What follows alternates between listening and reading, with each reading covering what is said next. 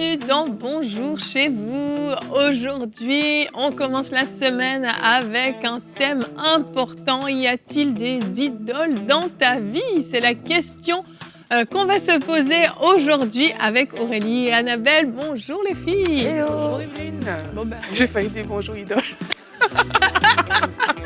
Suis-je ton idole, Aurélie? Tout va bien. J'espère pas. T'inquiète.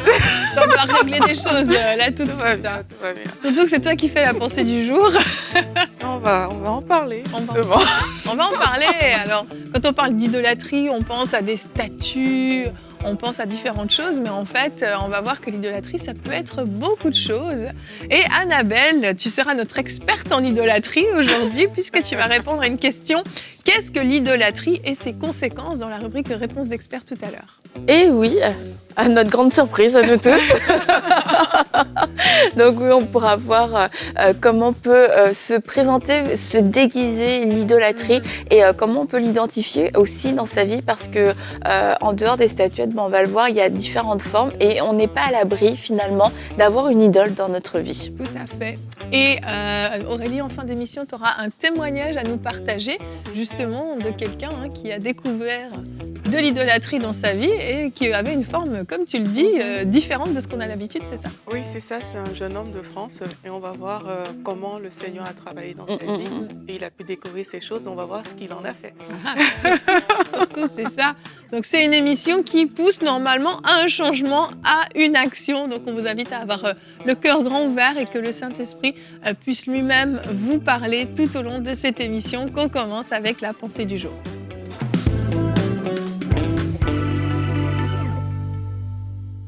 On va commencer cette pensée en lisant deux versets bibliques.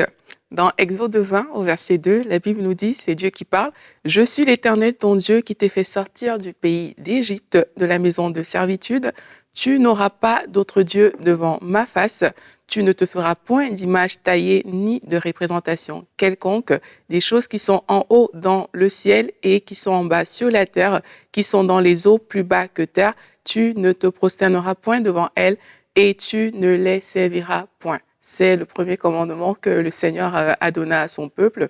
Et on voit dans Luc 4 au verset 8, lorsque Satan vient proposer à Jésus de se prosterner devant lui et de l'adorer pour recevoir la gloire des royaumes, on voit Jésus qui lui répond et il lui dit « Tu adoreras l'Éternel ton Dieu et tu le serviras lui seul ». Pourquoi est-ce que j'ai pris ces deux illustrations? C'est parce que dans le premier cas, elles vont nous aider à comprendre ce que c'est que l'idolâtrie et comment l'idolâtrie peut se manifester. Et quand on parle d'idole, on parle de quoi en fait? On parle de quelque chose qu'on vénère, qu'on adore et qui détourne l'attention de Dieu pour focaliser l'attention sur cette chose-là. Et comme on a dit au début de cette émission, dans les temps anciens, c'était des statues, d'ailleurs ça existe encore aujourd'hui, des statues, des représentations, des images, comme on a vu dans ce verset. Et c'était des choses qui faisaient quoi? C'était des choses que les gens adoraient, ils vénéraient, ils prenaient ces choses-là comme Dieu, et Dieu lui-même était laissé de côté. De nos jours, on a des personnes qui le font encore, qui adorent des statues, et de nos jours aussi, on a des personnes que ce ne sera pas une statue comme on a dit, mais ce sera des activités, des occupations, des choses qui occupent tellement votre attention que vous n'avez plus le temps de servir Dieu, vous n'avez plus le temps de vous tourner vers lui, mais vous êtes complètement à fond dans ces choses-là. Ça peut être prendre soin de son corps, ça peut être le fait de vouloir devenir populaire, le fait de travailler, ça peut être votre mariage, vos enfants. Il y a des choses qui peuvent être bonnes, mais qui deviennent des idoles, tout simplement parce qu'elles ont occupé la place de Dieu dans votre vie et dans votre cœur. Donc, il faut faire attention à ces choses-là. Elles ont pris une place qui est démesurée. Une idole, ça peut également être quoi? Une idole, ça peut être une tradition auquel on se soumet et pour laquelle on est prêt à faire beaucoup de sacrifices. Dans certaines cultures, encore aujourd'hui, on retrouve des sacrifices qui sont faits à des ancêtres. On retrouve même des hauts lieux, vraiment des lieux sacrés. Dans certaines maisons, il y a des pièces sacrées. Dans d'autres endroits, il y a des instruments sacrés. Et parfois, il y a des rites qui accompagnent ces choses-là. On dit des paroles, on parle à des divinités, on parle à des ancêtres. En faisant tout cela, les personnes qui le font sont en train de se soumettre à ces choses-là. Jésus a dit à Satan, tu adoreras l'Éternel, ton Dieu, et tu le serviras lui seul. Et Satan, le verbe qu'il a utilisé, c'est « si tu te prosternes et m'adores ». Prosterner, c'est proskuneo, qui signifie se soumettre à quelque chose, obéir à cette chose-là. Et pareil, tu adoreras, adorer, pareil, c'est le même mot, c'est proskuneo, qui signifie également se soumettre à Dieu. Donc, dès l'instant où vous acceptez de vous soumettre à certains rites pour lesquels vous faites des durs sacrifices, au point où vous détournez de Dieu, là, vous êtes en train de tomber dans l'idolâtrie. L'idolâtrie, ça peut également être des choses auxquelles des hommes placent leur confiance, croyant que par ces choses-là, ils vont obtenir des bénédictions. Parfois, il y a des personnes, on a dit, OK, pour sortir de cette situation, fais ci, fais ça, lis cette carte, récite cette chose. Et on pense qu'en faisant ça, il y a une solution, il y a une grâce, une bénédiction qui vient derrière, mais sans le savoir, tu t'es soumis à un rite, tu t'es soumis à quelque chose. Ça peut être quelque chose que tu penses être légitime, mais si cette chose-là, ce n'est pas Dieu, alors tu t'es soumis à un autre Dieu. Et comme on a vu en début de cette pensée, Dieu dit de ne pas avoir d'autre Dieu que lui. Et Jésus nous encourage à nous soumettre à Dieu lui seul. Merci Aurélie, excellente pensée du jour. Tu as mis le doigt sur beaucoup de points qui sont importants et qui sont souvent pas compris quand on parle d'idolâtrie. Parce que c'est vrai qu'on a une image assez finalement réductrice de l'idolâtrie. C'est ça va être quelqu'un qui va littéralement se prosterner physiquement, s'agenouiller devant une statue ou prier une statue ou un objet quelconque dans un endroit, peut-être dans sa maison ou dans un temple. Puis on se dit voilà, l'idolâtrie c'est ça. Mais en fait, c'est hyper important la définition que tu as donnée du mot se prosterner qui est se soumettre en fait. Et c'est clairement ça le problème. Et comme tu l'as dit, l'idolâtrie peut se retrouver dans plein de domaines de nos vies sans qu'on y fasse attention. Alors, il y a des choses qui sont évidentes et peut-être là, dans cette pensée qu'Aurélie a partagée, elle a parlé quand même de beaucoup de choses. Elle a parlé de tradition, elle a parlé vraiment d'objets particuliers, de pièces même sacrées dans les maisons, mais tu as aussi parlé quand même de choses qui sont, en guillemets, plus anodines et on pourrait se dire, c'est pas grave. Oui, nos enfants, notre conjoint peut devenir une idole dans nos vies. Certains doivent dire, mais c'est choquant. Mais en fait, tout ce qui prend la place de Dieu dans votre vie, tout ce qui devient plus important que Dieu dans votre vie devient une idole. Les séries télévision, les séries télévisées, la nourriture dans certains cas. Il y a tout un tas de choses, en fait, des hobbies, des passions, le sport, toutes sortes de choses en fait qui vont tout à coup faire que au lieu de vouloir passer du temps avec Dieu, au lieu de vouloir justement suivre Dieu, eh bien vous risquez de vous en détourner parce que vous êtes concentré, vous êtes attentif à faire d'autres choses. Et c'est un vrai sujet, une vraie réalité. Et on n'est pas en train de dire qu'il ne faut pas prendre soin de ses enfants ou de son conjoint, pas du tout. C'est à quelle place on met en fait les choses dans nos vies et c'est toujours une histoire d'ordre en fait. En fait, Evelyne, j'avais 6 questions à se poser. Vas-y. Pour sonder le cœur justement, comme tu dis, ça ne veut pas dire que vous êtes idolâtre si vous répondez d'une certaine manière à cette question-là, mais ça permet également de sonder son cœur pour savoir où on en est. Et l'une des questions, comme tu as dit, c'est est-ce qu'il y a des choses dans ma vie que je ne suis pas prête à offrir en sacrifice à Dieu, un peu comme on a vu Abraham a offert Isaac à l'autel. Il y a peut-être des choses dans votre vie, vous trouvez ça trop difficile. Pour Abraham, c'était son fils. On parle de quelque chose de bien plus précieux que l'or et l'argent. Mais il a été prêt à le poser sur l'autel. Est-ce qu'aujourd'hui, dans votre vie, vous pouvez identifier quelque chose qui vous serait trop difficile de laisser? Ça peut être votre culture, vos traditions, votre mari, ces différentes choses en tout cas, qui peuvent être simples ou plus difficiles. Est-ce qu'il y en a? La deuxième chose, c'est qu'est-ce qui occupe majoritairement vos pensées ou vos réflexions? Les choses qui occupent vos pensées et vos réflexions révèlent beaucoup là où est votre cœur en fait. Et la Bible dit que là où est ton cœur, là aussi est ton trésor. Et peut-être là aussi est ton idole. Donc, il faut faire attention à ces différentes choses dans notre vie. Qu'est-ce qui occupe majoritairement votre temps? Dans le même ordre d'idée, c'est des questions à se poser. Pourquoi est-ce que je prie le plus souvent? Parfois, vous allez réaliser que oui, vous pouvez parler à Dieu et vous pensez que comme vous avez une relation avec Dieu, ça veut dire que oui, c'est Dieu que je prie, c'est Dieu que j'adore, mais c'est quoi le contenu de ta prière? Si le contenu de ta prière, ça va porter sur les choses qui sont sur ton cœur, en fait. Et si sur ton cœur, c'est juste peut-être, je sais pas, ta vie de famille, ton foyer et tout, fais attention à ce que ce ne soit pas une porte pour l'idolâtrie dans ta vie parce que tu tiens tellement à cette chose-là que même devant Dieu, cette chose-là compte plus que toute autre chose. Une autre question à se poser, c'est quelle est la vraie vision que j'ai de Dieu?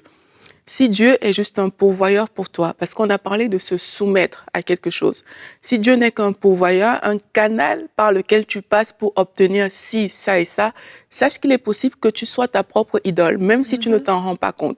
Ça veut dire que tu utilises juste Dieu pour des choses, mais Dieu n'a pas sa place de roi, sa place de majesté, sa place d'autorité dans ta vie. Et la dernière question, c'est quelle est ma perception de la bénédiction? Si pour vous, la bénédiction, ce n'est que des biens matériels et que votre première grâce ou bénédiction n'est pas la présence de Dieu, il y a de fortes chances que vous allez ouvrir vos cœurs à toutes sortes de choses et que Dieu puisse être détrôné de sa place, en fait, parce qu'il n'a pas tout simplement la première place. Donc, c'est important de comprendre c'est quoi la bénédiction à mes yeux. Si la bénédiction, c'est juste avoir une voiture, avoir une maison, avoir des richesses et toutes ces choses, c'est exactement ce que Satan a demandé à Satan. C'est ce que Satan a proposé à Jésus d'avoir quand il a dit « si tu te prosternes et tu m'adores ». Donc, faisons attention à ces choses-là parce que quand notre cœur n'est pas aligné par rapport à Dieu, mais qu'il est plus orienté sur des choses, il y a de fortes chances qu'on ait ouvert une porte à l'idolâtrie dans notre vie. Et une porte ouverte aussi à l'idolâtrie, je crois que ce serait l'admiration.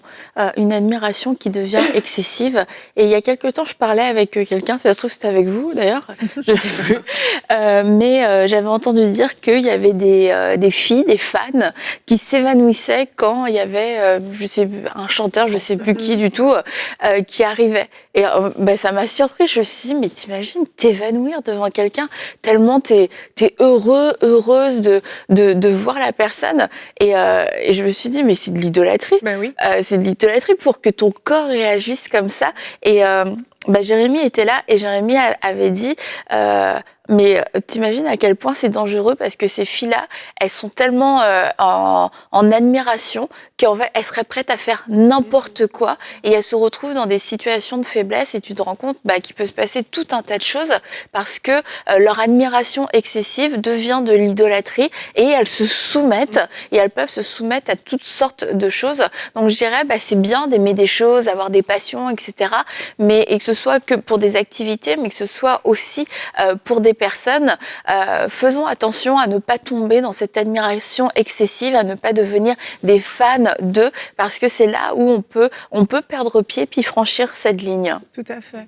Et Paul a parlé de l'idolâtrie dans le Nouveau Testament également. C'est notre verset du jour est dans 1 Jean 5 au verset 21. C'est le dernier verset de 1 Jean. Ensuite, on passe à 2 Jean. Donc, la lettre de Paul se termine... de Jean, excusez-moi.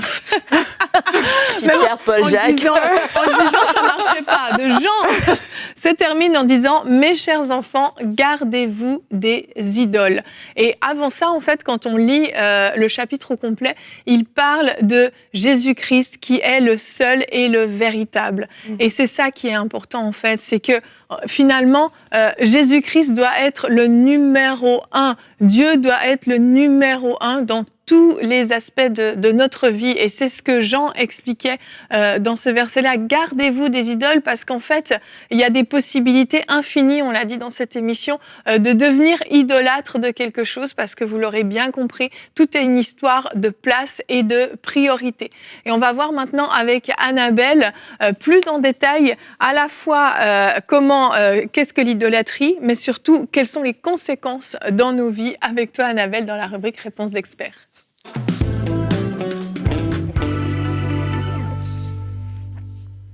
Alors pour mieux comprendre l'idolâtrie, je pense que c'est bien de pouvoir aller voir ce que ça veut dire idolâtre, ce mot idolâtre dans la Bible. Et toi Aurélie, tout à l'heure tu nous as parlé de prosterner et tu sais, c'est intéressant parce que prosterner c'est la façon dont on va se prosterner devant Dieu, le véritable. Et le mot idolâtrie, ça veut réellement dire servir mais un faux Dieu. Servir des faux dieux. Et le mot servir, c'est le même mot qu'on peut utiliser pour Dieu, le véritable. Dans le Nouveau Testament, c'est rendre un culte, faire le service, adorer, faire les services sacrés, offrir des dons, adorer Dieu, etc. Donc c'est vraiment le même mot, servir Dieu, comme c'est écrit plein de fois dans la Bible, lui servir Dieu, etc., etc. C'est le même mot pour idolâtrie, sauf que ça va être le destinataire de ce service et de cette adoration va être différent et ça va être un faux Dieu ou des faux dieux, une image, une ressemblance, ce qui représente la forme d'un objet, que cet objet soit réel ou imaginaire, intéressant, les ombres des défunts, les apparitions, spectres, fantômes et l'image d'un dieu païen ou faux Dieu. Alors en fait, on voit que c'est pas seulement matériel, c'est vraiment matériel. Il peut y avoir les statuettes, les objets, tout ce qui est occulte, les pratiques aussi occultes, tout ce qui est de parler aux morts, de parler à des esprits, mais aussi on voit tout ce qui est faux Dieu. Et faux Dieu, c'est tout ce qu'on a dit dans cette discussion qui va prendre la place du vrai Dieu, qui va venir à la première place, qui fait qu'on va se prosterner, qu'on va servir, on va faire des dons, on va être prêt à faire certains sacrifices. Ça va être un élément tout le temps décisif dans nos décisions. C'est un point central, c'est un appui, c'est une fondation dans notre vie et c'est ce que Dieu devrait être dans notre vie, mais c'est autre chose qui a pris sa place. Alors, petite parenthèse qui est un petit peu, qui peut nous induire en erreur, c'est que on peut avoir de l'idolâtrie dans notre vie, mais en même temps, en aimant sincèrement Dieu. Oui, et on peut aimer sincèrement Dieu, mais avoir quelque chose qui est passé au-dessus de Dieu. Et c'est là où on se dit, non, mais j'aime Dieu. Moi, j'ai une communion avec Dieu, je prie, Dieu me parle, je lui parle.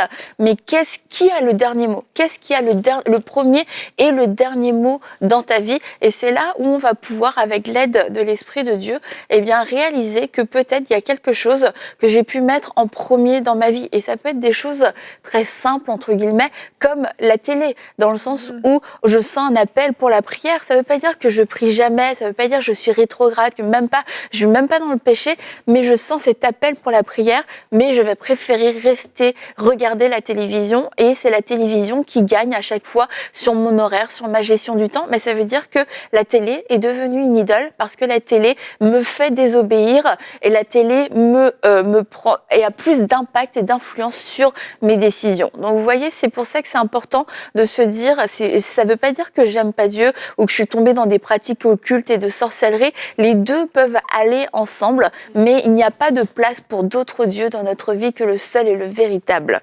l'unique. Donc, servir un Dieu donc qui prend la place du vrai Dieu, comme je l'ai dit.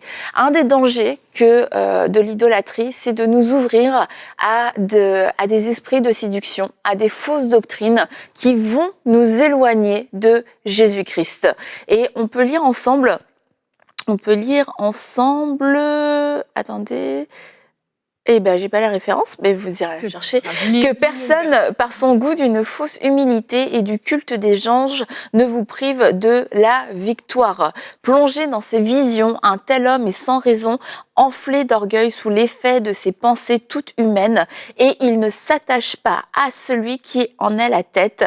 C'est pourtant d'elle que tout le corps, bien nourri et solidement assemblé par ses articulations et ses liens, tire la croissance que Dieu donne. Et lorsque il y a de l'idolâtrie dans notre vie, on ne s'attache pas à la tête, on ne s'attache pas à Jésus-Christ. Et dès qu'on n'est pas pleinement attaché à Jésus-Christ, on risque de s'attacher à autre chose et on risque de tomber dans de fausses doctrines. Et la Bible nous parle de ce culte des anges. Les anges font partie de la Bible, mais les anges ne sont pas Jésus-Christ. Et d'un seul coup, les anges peuvent devenir une idole. On est plus intéressé par les anges que par Jésus-Christ lui-même. On est plus même intéressé quelquefois par les miracles, par les signes et les prodiges que par Jésus-Christ lui-même. Et l'idolâtrie, c'est ce qui va nous faire nous détacher de Jésus-Christ. C'est toute fondation, toute doctrine, tout attachement qui n'est pas directement relié et fondé sur Jésus-Christ. Et aussi un autre point important, c'est que quand on regarde le mot idolâtre, il y a une note toute particulière qui nous dit, une des définitions de idolâtre, c'est un homme cupide, idolâtre de mammon.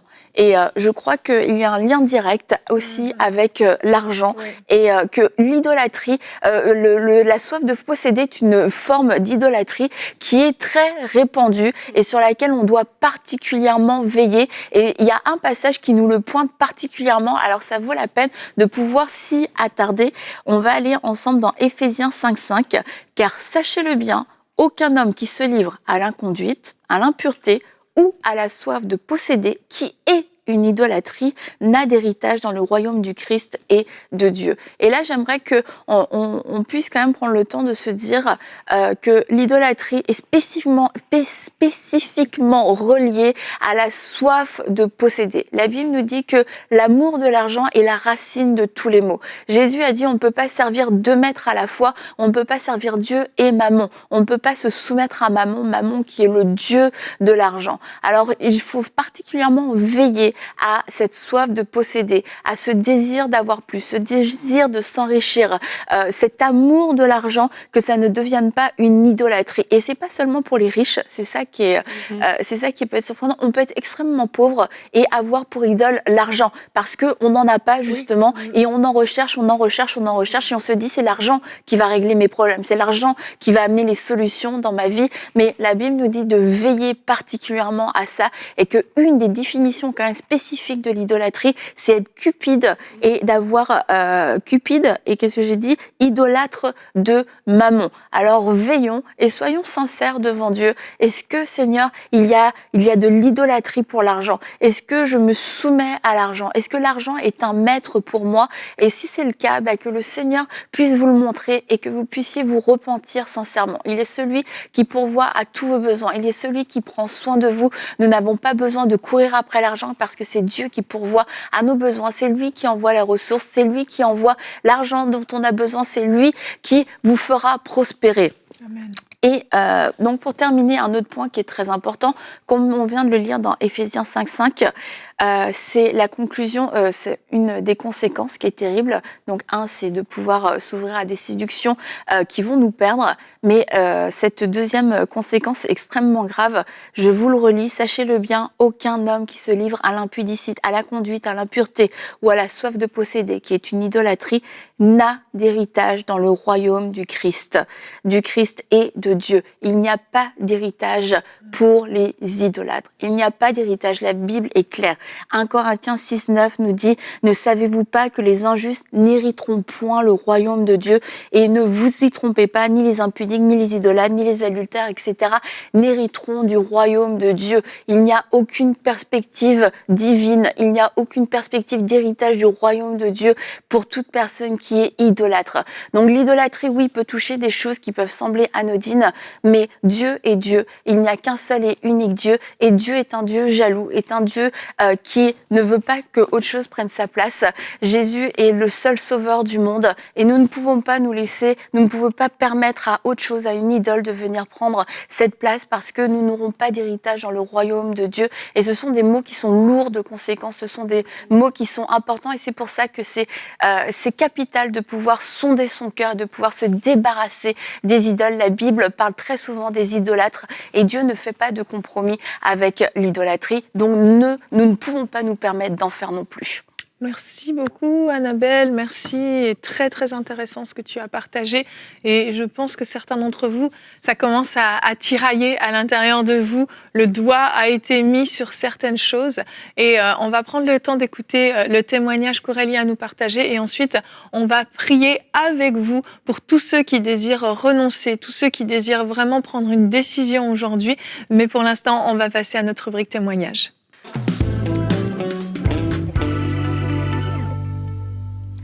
Donc, notre témoignage nous vient de France aujourd'hui, et c'est l'histoire d'un jeune homme qui nous explique en fait qu'il est chrétien depuis plusieurs années, et que récemment, il a reçu une directive du Seigneur lui demandant d'abandonner la console de jeu qu'il venait d'acquérir. Et en fait, il nous raconte que lui, il a décidé dans sa vie de suivre le Seigneur et de vivre pour Christ. Et c'est ça qui est intéressant dans ce témoignage, c'est que suite à ce que le Seigneur a dit, dès l'instant qu'il a pointé cette idole, lui, c'est cette résolution-là qu'il a prise. Comment est-ce que c'est arrivé? Il dit qu'il a fait un rêve.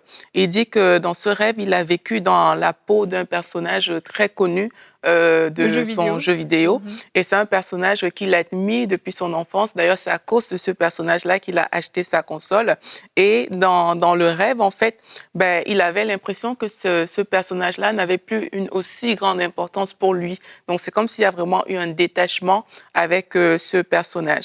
Et puis, il dit en fait que compte tenu de toute l'admiration qu'il avait pour ce personnage-là depuis qu'il est petit, il a compris en fait que Dieu était en train de pointer une idole dans sa vie et était en train de lui montrer en fait que ce personnage, c'est une idole. Et c'est intéressant parce qu'on parle d'un personnage ici, vous imaginez? Oui, c'est même pas quelque fictif, chose de réel. Mais pour lui, c'était une idole. Et il a décidé de s'en séparer. Il a prié Dieu et il a regardé une émission Bonjour chez vous sur la sécheresse spirituelle qu'on avait fait. Il dit que c'est dans cette émission-là qu'il a reçu les clés pour continuer à suivre Dieu et pleinement, en fait, comme il a décidé de le faire. Donc ici, ce que j'aime particulièrement dans son témoignage, c'est ça, c'est que l'idole est là, mais dès l'instant où Dieu a pointé du doigt, mais il a décidé de l'abandonner. Et je crois que suite à cette émission, il y a plusieurs personnes que, comme tu as dit, Dieu a pointé du doigt sur certaines choses.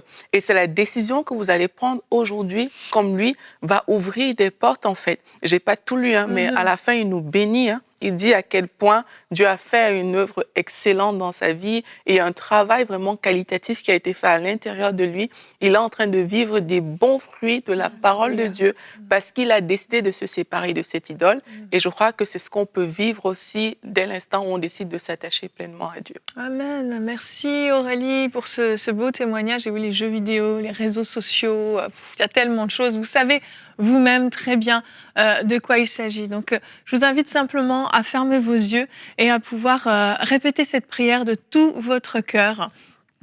Seigneur, j'ai entendu cette émission aujourd'hui et j'ai compris que je devais renoncer à, et vous allez pouvoir citer la chose, renoncer aux jeux vidéo, renoncer à des idoles, renoncer à prier d'autres personnes que toi, peu importe, vous citez la chose en question. Et Seigneur, aujourd'hui, je prends la ferme décision de me détourner de cette idole, de me détourner de cette chose qui prenait ta place.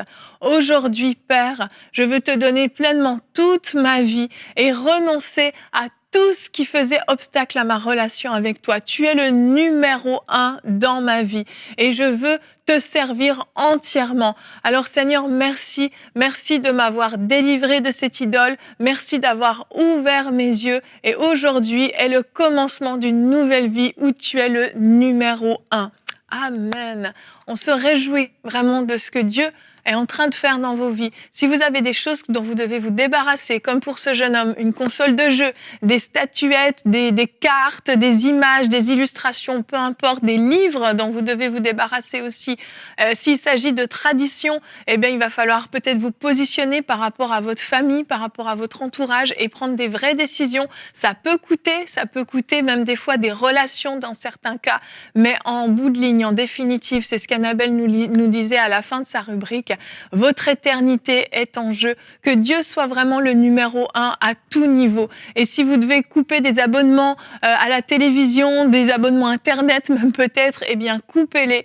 Le fruit qui va jaillir de vos vies va être tellement bénéfique. Une nouvelle relation avec Dieu, quelque chose de nouveau va prendre place dans vos vies et vous allez avoir les yeux fixés sur lui et sur lui seul. On se réjouit vraiment de ce que Dieu a fait dans vos vies et vous pouvez vous aussi nous envoyer votre témoignage. Si vous avez pris une décision aujourd'hui, vous allez sur emcitv.com/témoignage. Racontez-nous les décisions que vous avez prises et les fruits que ça a apporté dans vos vies. On va se retrouver demain, on parle de fruits, mais on parle de fruits de l'esprit. Quel fruit de l'esprit manifestes-tu?